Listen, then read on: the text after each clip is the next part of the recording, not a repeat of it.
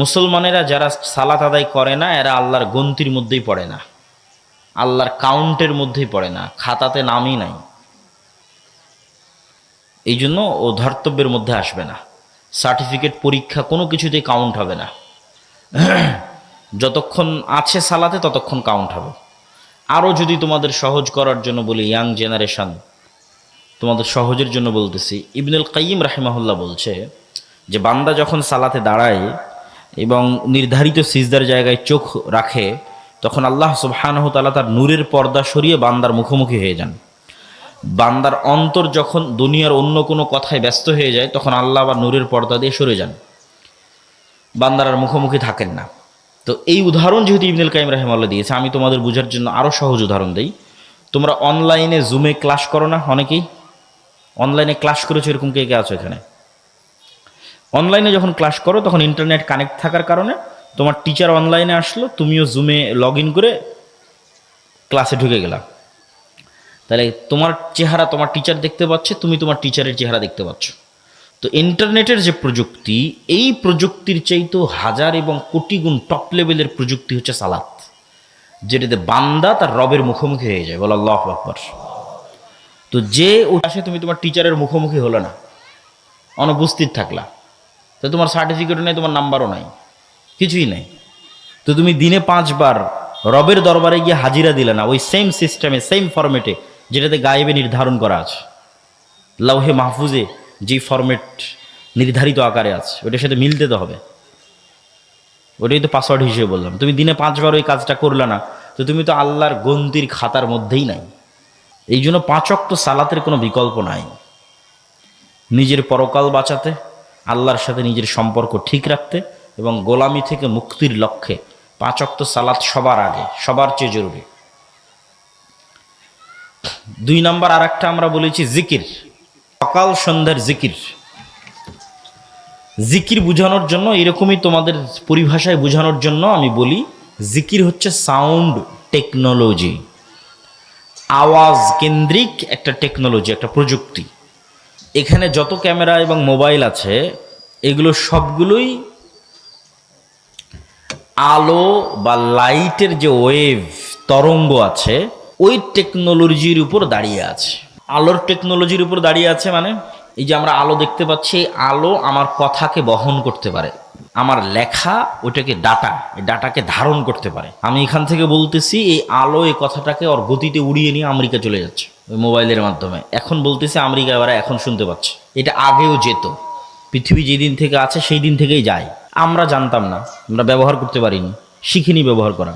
এখন ব্যবহার করা শিখেছি, নেটওয়ার্ক লাগিয়েছি, ঠিক আছে, টাওয়ার লাগিয়েছি, মোবাইল বানিয়েছি, এখন ব্যবহার করতে পারতেছি। কিন্তু যেত আগে থেকেই। আমি বলতেছি আমার এই কথা এখন ইনস্ট্যান্ট আমেরিকা চলে যাচ্ছে, এটা আগে থেকেই যেত। কিন্তু আলোর মধ্যে দিয়ে যে ডাটা যায়, এটা আমরা জানতাম না। তথ্য প্রবাহিত হয়, এটা আমরা জানতাম না।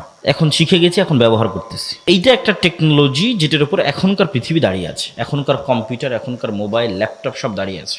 তো আরেকটা টেকনোলজির কথা আমরা বলতেছি, যেটা এটার চাইতেও লক্ষ কোটি গুণ উন্নত, যেটার ধারে কাছে বিজ্ঞানীদের যাওয়া সম্ভব নয়, হাজার লাখ কোটি বছরও যাওয়া সম্ভব নয়। সেই টেকনোলজির নাম সাউন্ড টেকনোলজি। এটা এত উন্নত প্রযুক্তির বিজ্ঞান, যেটার হালকা ন্যূনতম জ্ঞান আল্লাহ সুলাইমান আলাইহিসসালাতু ওয়াসসালামকে দিয়েছিলেন। কাকে দিয়েছিলেন বলো তো? সুলাইমান আলাইহিসসালাতু ওয়াসসালামকে দিয়েছিলেন। যে কি বললে পিঁপড়া বুঝবে, এটা সুলাইমান আলাইহিস সালাম জানতেন। আবার পিঁপড়া কি বুঝতেছে, এটাও সুলাইমান আলাইহিস সালাম জানতেন। তথা সকল প্রকারের সাউন্ড শোনা এবং বুঝার ক্ষমতা তার ছিল। এটা সাউন্ড টেকনোলজি। অনেক মুফাসসির লিখেছে যে সুলাইমান আলাইহিসসালাতু ওয়াসসালাম যে বললেন, কে পারবা বিলকিসের সিংহাসনকে চোখের পলকে আমার এখানে উপস্থিত করাতে। তো ইফরিত মিনাল জিন, জিনদের একজন ইফরিত বলল, ইফরিত নামক, যে আপনি বসা থেকে দাঁড়ানোর আগে সিংহাসন এখানে উপস্থিত করব। তো সুলাইমান আলাইহিস সালাম রাজি হলেন না। তখন কোরআনের আয়াতে বলা আছে যে এমন একজন লোক যাকে আল্লাহ জ্ঞান দিয়েছিল। ওখানে কিন্তু আর বলা নাই যে জিন না মানুষ, এটা বলা নাই। বলেছে এমন একজন যাকে আল্লাহ জ্ঞান দিয়েছিল, সে বলল যে আমি চোখের পলক ফেলার আগে সিংহাসন নিয়ে আসতে পারবো। জিন কিন্তু পারেনি। আগে যে ইফরিত নামক জিন, ও বলে যে আপনি দাঁড়িয়ে আছেন বসার আগে, অথবা বসে আছেন দাঁড়ানোর আগে নিয়ে আসবো। সুলাইমান আলাইহিস সালাম এটাতে রাজি হয়নি। এমন একজন যাকে আল্লাহ জ্ঞান দিয়েছিল, সে বলল আপনার চোখের পলক পড়ার আগে নিয়ে আসবো। তো অনেক মুফাসসির লিখেছে, মানে বিশেষ জিকির দিয়েই কাজটা করেছে, সাউন্ড টেকনোলজি। এবং অনেক বিজ্ঞানী বলেছে যে পিরামিড যে তৈরি হয়েছে এত উঁচুতে যে পাথর চলে গেছে, আজকের পৃথিবীর সবচেয়ে বড় ক্রেন দিয়েও এত উঁচুতে পাথর নিয়ে যাওয়া সম্ভব নয়। তো বলে এটা সাউন্ড টেকনোলজির সহযোগিতা ছাড়া এটা সম্ভব নয়। তো সাউন্ড টেকনোলজি খুব বড় একটা টেকনোলজি, যার ধারে কাছে আজকের বিজ্ঞান নাই। সেটা হচ্ছে আওয়াজ, যে জিকির। তো আল্লাহ সুবহানাহু ওয়া তাআলা ইসরাফিলকে বাঁশি দিয়ে রেখেছেন। ইসরাফিলের কান খাড়া হয়ে আছে। সারা পৃথিবী ধ্বংস করা হবে, আসমান জমিন ফেটে চৌচির হয়ে যাবে, পাহাড়গুলো আকাশে উড়বে আওয়াজের প্রভাবে, ইসরাফিলের বাঁশির আওয়াজে। তাহলে আওয়াজ কত পাওয়ারফুল হতে পারে যে পুরো পৃথিবী ধ্বংস করা হবে কি দিয়ে? আওয়াজ দিয়ে। এবার পৃথিবীর সব মানুষ মরে গেছে, জিব্রাইল, মিকাইল, মালাকুল মৌত সব মরে গেছে, আল্লাহর আরশ বহনকারী তারাও মরে গেছে। আল্লাহ এখন সবাইকে জীবিত করবে অনেকদিন পর, কতদিন পর আল্লাহ ভালো জানে। তখন ইসরাফিলকে জীবিত করে আবার ইসরাফিলকে বলবে বাঁশিতে ফু দাও। এখন সারা পৃথিবীর মানুষ একবারে নিজ নিজ কবর থেকে উঠে উলঙ্গ এবং খালি পায়ে দৌড়াতে থাকবে আওয়াজে, ইসরাফিলের বাঁশির আওয়াজে। আওয়াজ কত পাওয়ারফুল হতে পারে! আওয়াজ জানা গেলে, আওয়াজ শিখা গেলে সে আওয়াজ খুবই পাওয়ারফুল। এমন কোনো অসম্ভব নাই যে অসম্ভব আওয়াজ দিয়ে সম্ভব করা সম্ভব নয়। তো ঠিক তেমনি মুহাম্মদ সাল্লাল্লাহু আলাইহি ওয়াসাল্লাম এবং তার উম্মতকে আল্লাহ যে মুজিজা দিয়েছেন, এটা মুসা আলাইহিস সালামের লাঠির চেয়ে বেশি পাওয়ারফুল। এটা ঈসা আলাইহিস সালাম যে অন্ধর চোখে হাত দিয়ে বলে দিতেন যে এর চোখ হয়ে গেল বিসমিল্লাহ, কারো মাথায় টাক ছিল বিসমিল্লাহ বলে দিলে চুল হয়ে গেল। তো ঈসা আলাইহিস সালামের ওই মুজিজার চেয়েও পাওয়ারফুল আল্লাহ একটা মুজিজা মুহাম্মদ সাল্লাল্লাহু আলাইহি ওয়াসাল্লাম এবং উম্মতে মুহাম্মাদিকে দিয়েছে, সেটা হচ্ছে এই কোরআন। বলেন আল্লাহু আকবার। কেননা এই কোরআন কার আওয়াজ? এটা আল্লাহর, সরাসরি আল্লাহর আওয়াজ। বলেন আল্লাহু আকবার।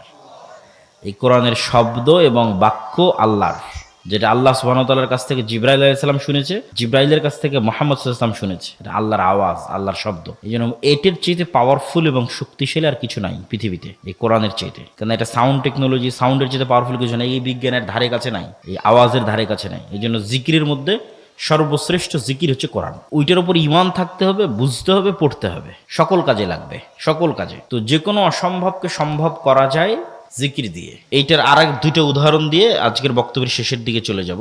মুসা আলাইহিস সালাতু ওয়াসসালামকে আল্লাহ যখন ফেরাউনের কাছে পাঠালেন, তখন মুসা আলাইহিস সালামকে আল্লাহ লাঠি দিলেন, বগলের নিচ থেকে হাত বের করলে সেটা জলজল করে, এই মুজিজা দিলেন। তারপরে মুখের যে জড়তা ছিল সেটা ভালো করে দিলেন।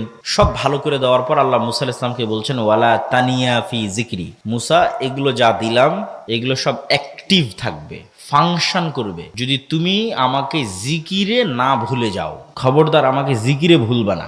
এখন কল্পনা করেন মুসা আলাইহিস সালাম এক সপ্তাহ থেকে নামাজে নাই, সালাত আদায় করেন এক সপ্তাহ থেকে জিকিরে নাই। তো এখন এক সপ্তাহ পরে লাঠি ছাড়ে, লাঠি আর সাপ হয় না। লাঠি দিয়ে সমুদ্রের উপর বাড়ি মারে, রাস্তা হয় না। লাঠি দিয়ে পাথরে আঘাত করে, ঝর্ণা তৈরি হয় না। কারণ এগুলো সব ডিঅ্যাক্টিভেট হয়ে গেছে। যুবকেরা বুঝতে পারলা? তোমাদের ফেসবুক, টিকটকের অ্যাকাউন্ট ডিঅ্যাক্টিভেট হয়ে যায় না? ডিঅ্যাক্টিভেট হয়ে গেছে। এটা অ্যাক্টিভেট থাকবে ততক্ষণ যতক্ষণ পৃথিবীর সর্বোচ্চ মেশিন হচ্ছে কালব। মুসা আলাইহিস সালাতু ওয়াসসালামের কালব সালাতের মাধ্যমে এবং জিকিরের মাধ্যমে আল্লাহর সাথে কানেক্টেড থাকবে, ততক্ষণ আল্লাহ যে মুজিজাগুলো দিয়েছে এগুলো ফাংশনাল থাকবে।